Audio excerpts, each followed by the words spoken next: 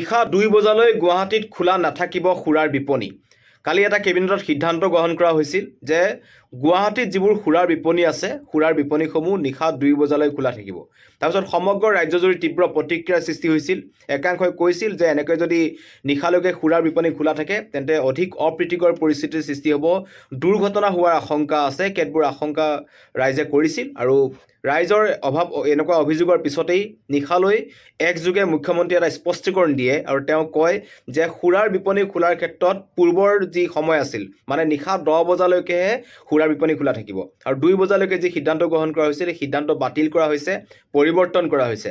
নিশা 2 বজালৈ খোলা নাথাকিব, কিন্তু গুৱাহাটী, ডিব্ৰুগড় আৰু শিলচৰত নিশা উৰেটো নিশা মানে 24 ঘণ্টাই সমগ্ৰ দোকান পোহাৰ খোলা থাকিব।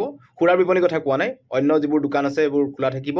আৰু গ্ৰাম্যাঞ্চলত নিশা 11 বজালৈ দোকানসমূহ খোলা ৰখাৰ সিদ্ধান্ত গ্ৰহণ কৰা হৈছে আৰু লগতে কোৱা হৈছে শ্ৰমিকসকলক 9 ঘণ্টাতকৈ অধিক সময় কাম কৰাব নোৱাৰিব।